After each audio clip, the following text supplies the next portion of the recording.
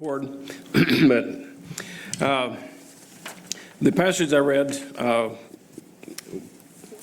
talks about be subject to the governing authorities. And you've heard me talk many times, and mention many times, that God establishes kingdoms and he takes kingdoms down. And so we look at that, and one of the things that I read here in my studies is there was one deciding vote in this election, and that's God. That doesn't diminish our responsibility to go and vote and, make the election a process. But through it all, God's vote is the one that counts. And so as we, come to this election, yes, we need to go vote. Yes, we need to experience show our beliefs through our voting and vote for the people we think will best represent us. And let's go back to Daniel. And as I was talking about how God sets the kingdoms and he takes them down, we'll see let's go back to Jeremiah first. Go into Jeremiah chapter 27. Jeremiah chapter 27. And in chapter 27, it's exile to Babylon is certain is the title for this chapter in my Bible. And it's talking about being at the reign of Jehoiakim, the son of Josiah. But we get on down into verse 4. In verse 3, it says to take messengers to come to Jerusalem to Zedekiah, the king of Judah. And then verse 4, and command them to say to their masters, thus says the Lord of hosts, the God of Israel, thus you shall say to your masters, I have made the earth and the man and the beast that are on the ground by my great power and my outstretched arm, and have given it to whom it seemed proper to me. God's saying it's going to give it to whom it seemed proper. And now I have given all these lands into the hand of Nebuchadnezzar, the king of Babylon, my servant, and the beasts of the field I have also given him to serve him. So all the nations shall serve him and his son and his son's son until the time of this land comes. And then many nations and great kings shall make him serve them. And so this is the description of God setting Nebuchadnezzar in Babylon as king. So he has established, and what do we think of Nebuchadnezzar? He was a bad king. He was just a lot of mean things, mean streaks in his body, but yet God set him as king over all these other nations, Israel included. There was deportation of Israel to Nebuchadnezzar, to Babylon under Nebuchadnezzar. And so we see here distinctly that God has set this nation, this king, and because it seemed proper to him. Now, God uses kings, bad kings, in different ways, like he uses good kings in his ways. And so that's just God's ways. Let's turn back to Daniel now, in Daniel chapter 2. It was difficult for me to decide where to begin, but we'll just suffice it to say there in chapter 2 that the king had a dream. Nebuchadnezzar had his dream, and he wanted somebody to tell him what it meant. He also wanted wanted the person to be able to tell him the dream and then what it meant. Not just what it meant, but this person had to be able to tell the dreams. Now, who can tell somebody else's dream? It's impossible to know what's in another person's dream, right? But not with God. Let's begin at verse 10. The Chaldeans answered the king, we need to go back to verse 9 at least. Verse 8 begins a paragraph. The king answered and said, I know for certain that you would gain time because you see my decision is firm. If you do not make known the dream to me, there is only one decree for you. For you have agreed to speak lying and corrupt words before me till the time has changed. Therefore, tell me the dream, and I shall know that you can give me its interpretation. So all of his smart guys, all of his people of so-called wisdom, he wanted them to tell him the dream and the interpretation. And he says, you're going to be telling me lies and corrupt words, I know, because if you don't know the dream, if you can't tell me the dream, then your interpretation is going to be wrong. And so he's given the ultimatum that you tell me the dream or you're going to be killed. So the Chaldeans answered in verse 10, the Chaldeans answered unto the king and said, there is not a man on earth who can tell the king's matter. Therefore, no king, lord, or ruler has ever asked such things of any magician, astrologer, or Chaldean. It is a difficult thing that the king requests, and there is no other who can tell it to the king except the gods, whose dwelling is not with flesh. For this reason the king was angry and very furious, and gave the command to destroy all the wise men of Babylon. So the Chaldeans answered and said, nobody can do this. It's an unreasonable request. And the king's very furious about being told this and says, so kill them all.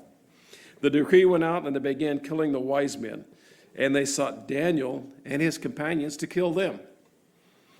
So Daniel's in direct line of this fire, if you might say, that these smart people, these wise people, they're coming to seek out Daniel and kill him and his companions. And so then David, with counsel and wisdom, Daniel answered Arioch, the captain of the king's guard, who had gone out to kill the wise men of Babylon. And he answered and said to Arioch, the king's captain, why is the decree from the king so urgent?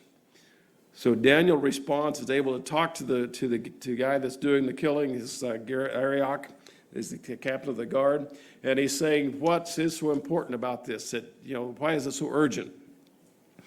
And so he's able to get Arioch to make a concession to him.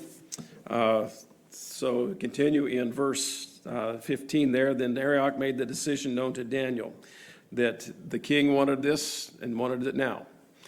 Well, Daniel, in what we would say, he bought a little bit of time. So what did he do with his time that he bought? So he says the king went in and asked the king to give him time that he might tell the king's interpretation. And so that's what he's doing. He's just going into the king and saying, Lord, need some time to figure this out, but, we'll get it done. Then Daniel went into his house and made a decision known to Hananiah, Mishael, and Azariah, his companions.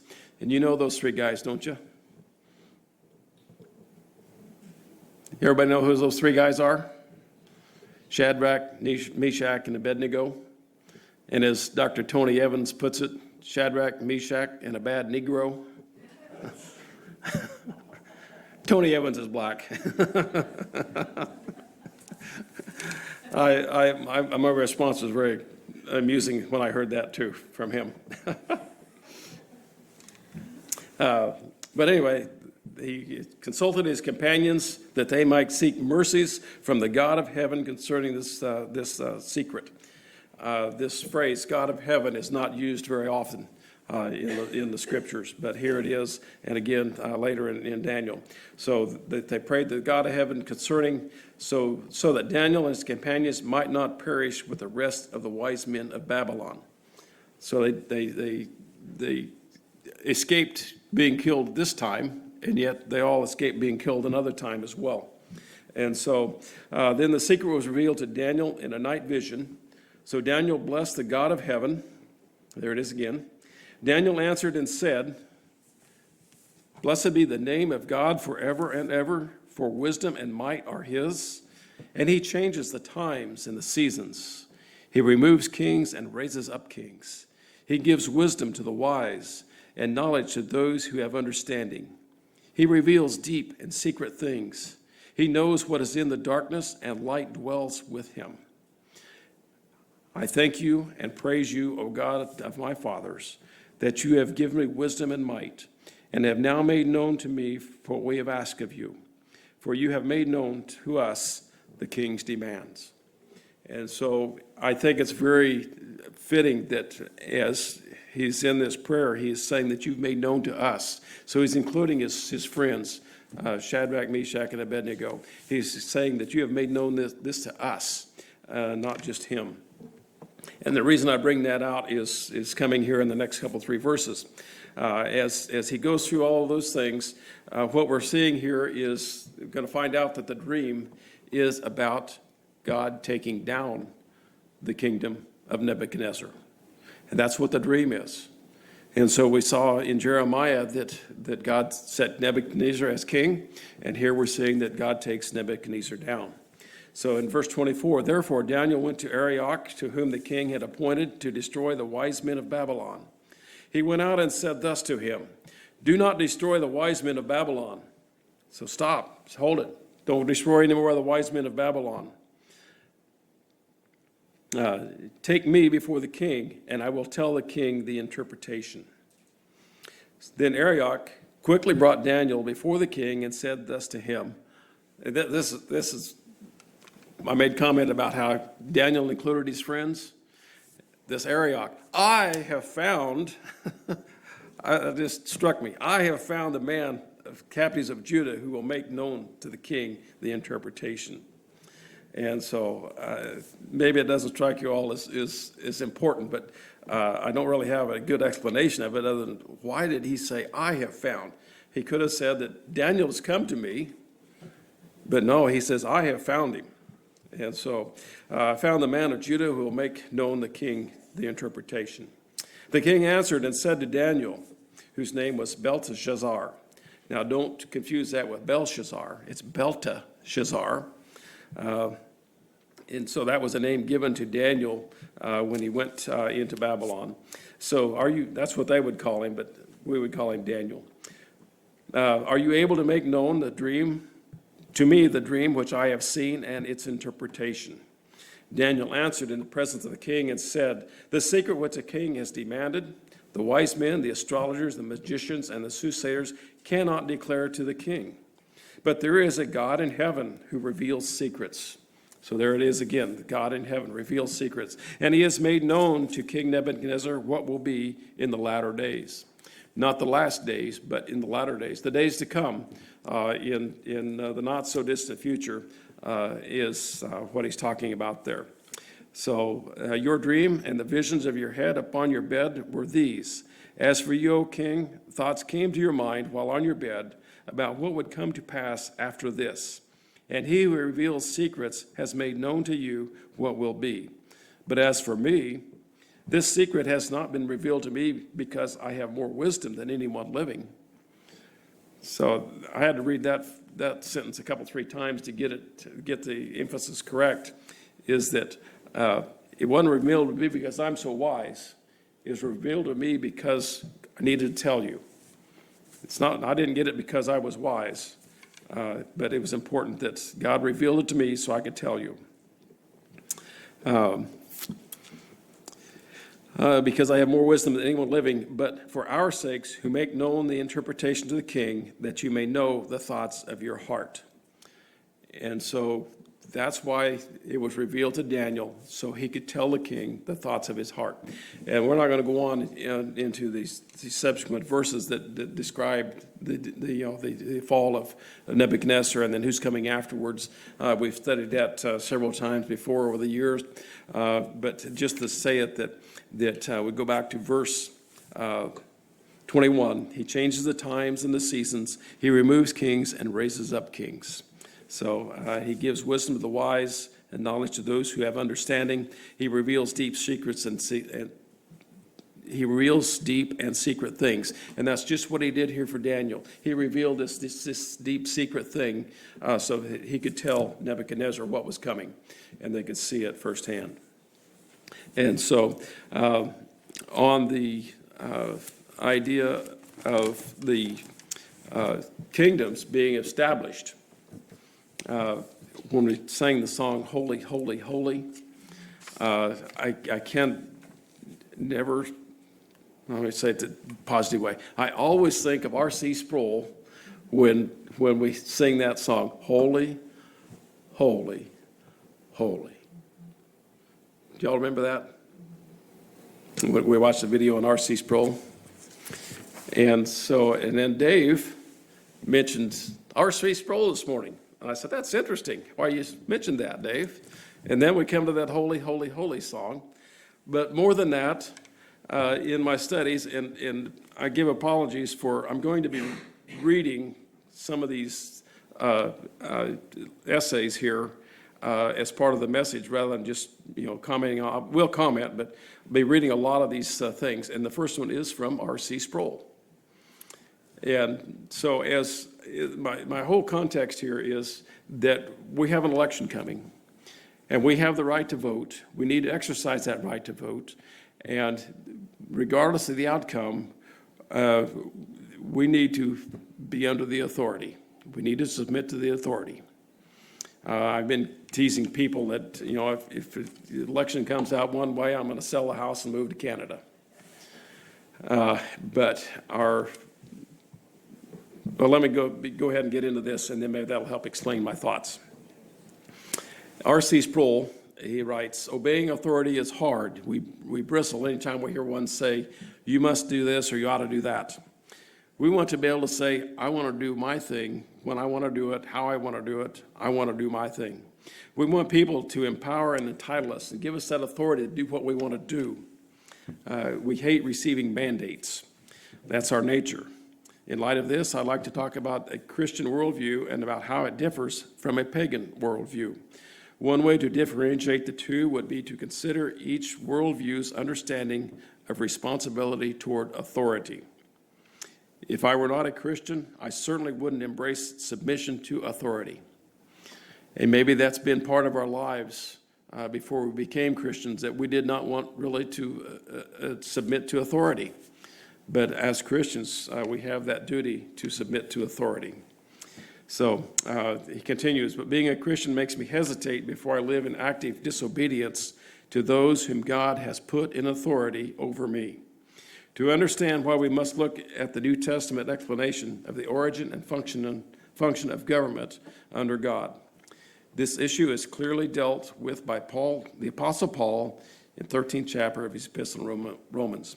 And we've already read that. Let every person be subject to the governing authorities, for there is no authority except from God. And those that exist have been instituted by God. Therefore, whoever resists the authority resists what God has appointed.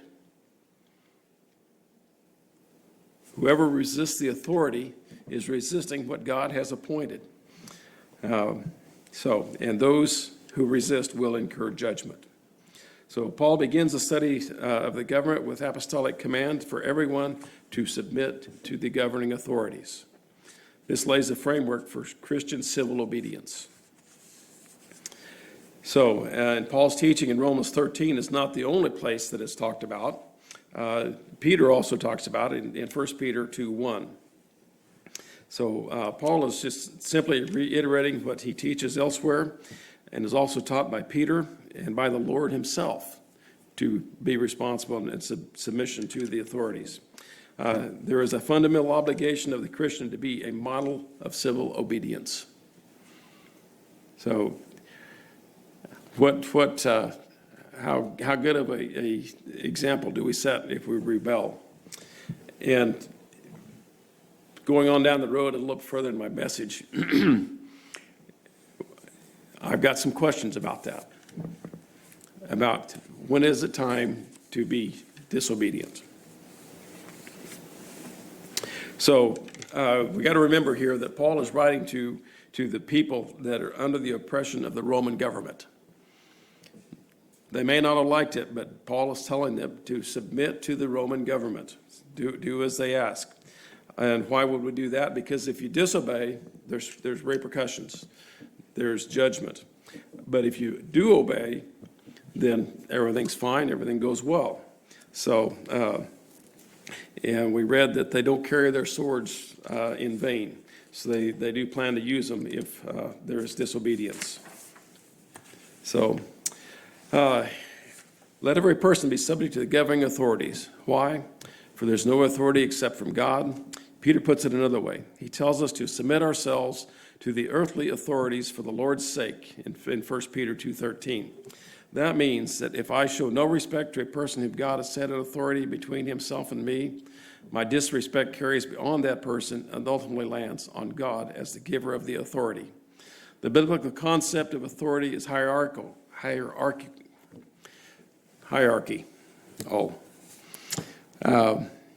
the top of the hierarchy is God. All authority rests ultimately with God. So, do you see that in our United States? Do we see that in the early days of the states, the colonies, that they looked at their hierarchy, the King of England? And that's part of where I'm going with this.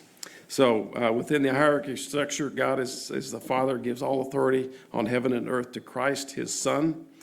God has enthroned Christ as King of Kings.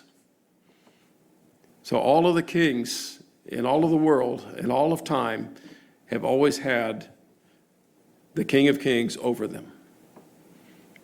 And so as we read here in Daniel, or in Jeremiah, that God set a guy that we would never imagine that God would choose as a king, but yet he sets him in power and then takes him down. So if Christ is the prime minister of the universe, it means that all kings of this world have a king who reigns over them, and that all earthly lords have a superior lord to whom they are accountable. We know that there are vast multitudes of people in this world who do not recognize Christ as their king. And because his kingdom is visible right now, they say, where is this king? Where is this kingdom? I don't see any reigning king. In light of this, they ask the church is of cosmic political proportions. So that means that we've got to continue to be the example for Christ and say Christ is the Lord of Lords, King of Kings, and live that way, and so that people can see it and adhere to it when they see the light. Continuing on, I've got some more information, pretty much the same, that is from Insight for Living, which is Chuck Swindoll. And he says, like I say, pretty much the same thing. According to the Bible, all authority comes from God, and those in positions of authority have been placed there by God. This means that God, who has ordained the institution of government, and that the role and purpose of government is mandated by him. So what is the role of government? What is the purpose for government? Do you have any ideas? What is the purpose or the role of government? Well, the essential role and purpose of government is to exercise justice, to see that all are treated equal. Based on the truth of dignity of every human being, justice means to give each person that which is due and is expressed negatively and positively. Negatively, government is to punish evil. Positively, it is to promote good. Romans 13:3-7, and the 1 Peter verse provide the most thorough treatment of government's purpose. Under God, governments are given the authority to use force for the purpose of punishing evil and rewarding good. So another role of government is protection, and we're glad that is available. When did this begin? When did this idea of government begin? Let's look back at Genesis, chapter 6.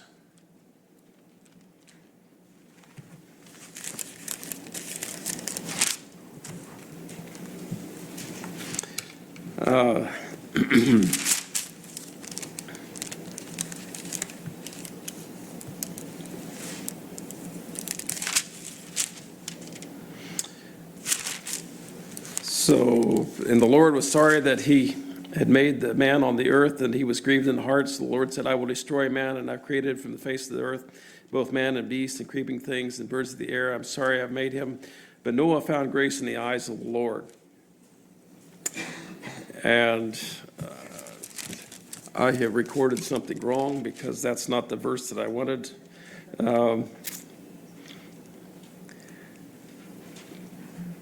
But where I was going is that it was saying that if a man does kill somebody, verse 9, chapter 9. Oh yeah, chapter 9. Whoever sheds man's blood, by man his blood shall be shed. For the image of God he has made man, and as for you, be fruitful and multiply. Bring forth abundantly in the earth and multiply in it. But there where it says, whoever sheds man's blood, man shall shed, by man his blood shall be shed. So that means that there has to be somebody, if this guy sheds blood, somebody else has to kill him. And so that's, I think, the beginning of the institution of government, in the idea that there is somebody else that is of a higher authority, that has the authority to do that. That also goes to Exodus 21.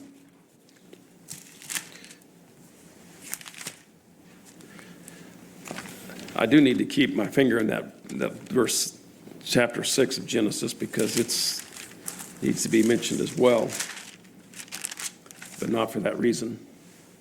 Exodus 21, 12 through 14.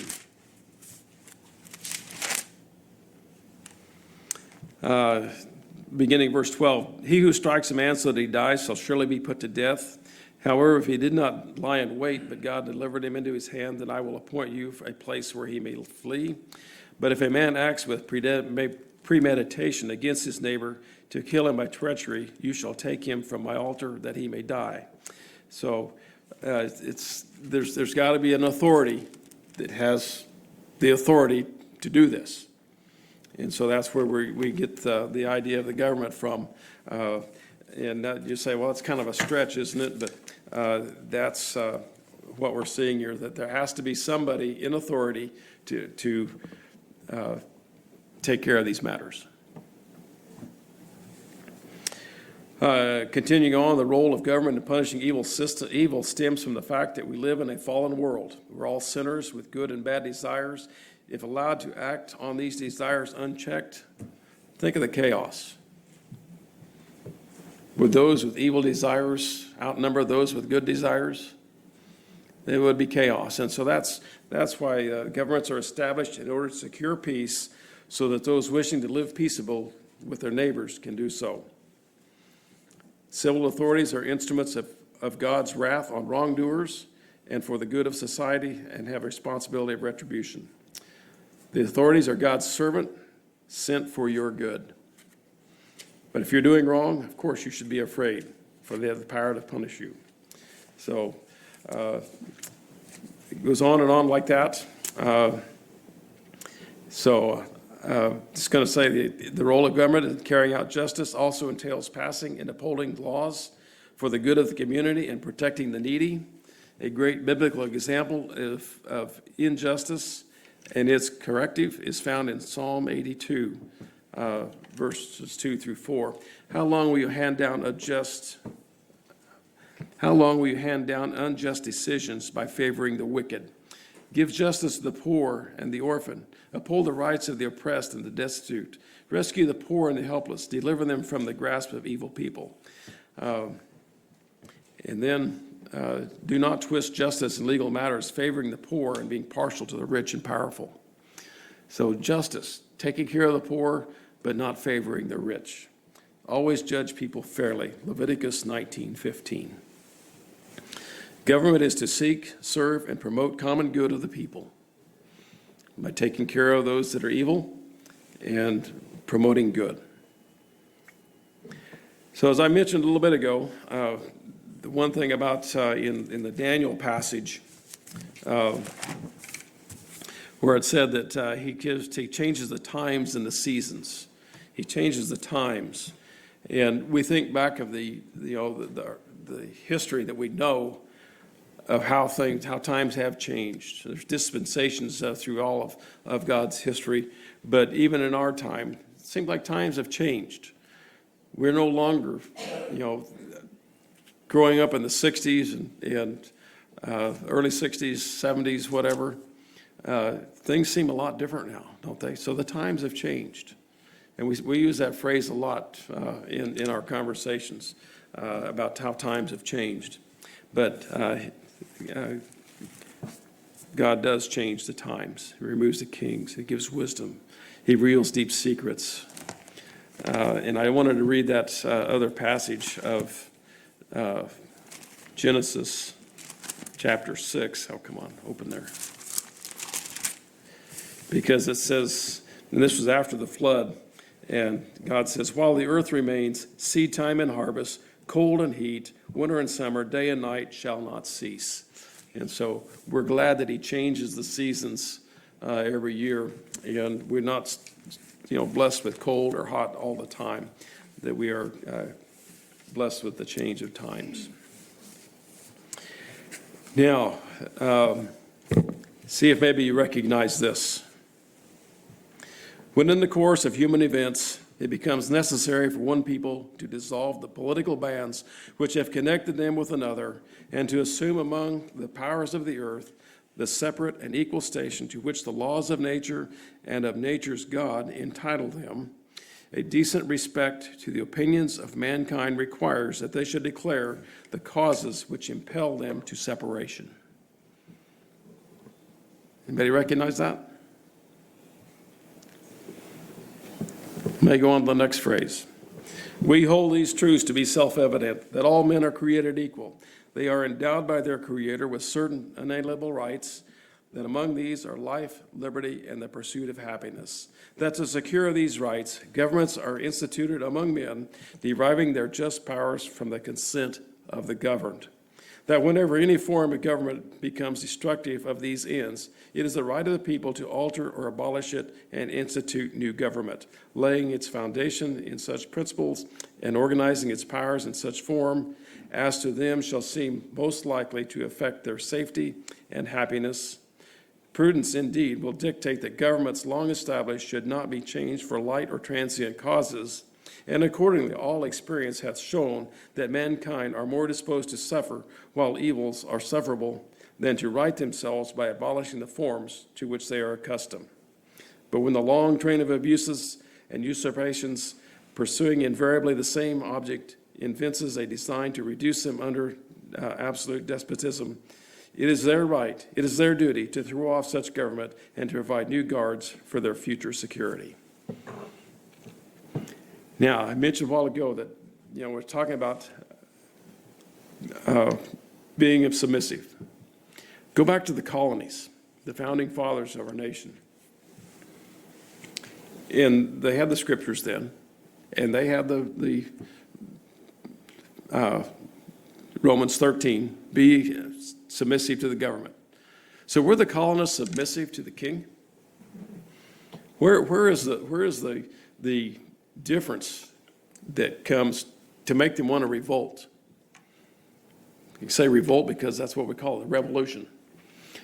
And I think it comes in the fact that they're saying that such things were getting way beyond what they should have to endure. All of the things that the king was demanding. And probably foremost in that was the church. That they would be required to have a state-established church. And so there was I think, there's a caveat in this being submission to the authorities. Only to the point that you have to disobey God with their authority. If they say do something against God, then that's the time that you say, I have to depart. I have to change. And so I think that's when we come into the Declaration of Independence, is that they came to a point where they said that we're having to obey man rather than God. And so that's when they got the idea to separate.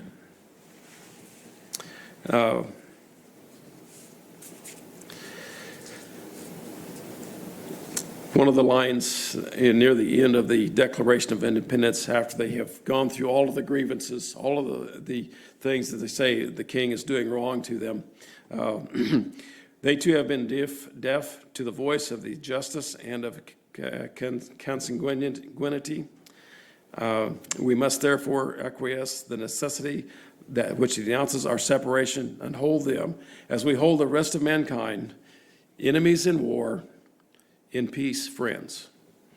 And so I guess the hope was that they would be enemies, and when the separation was finished, they could be friends. And so I think we are still friends with England today. So It's time to move on to something else in our worship time. I did have a presentation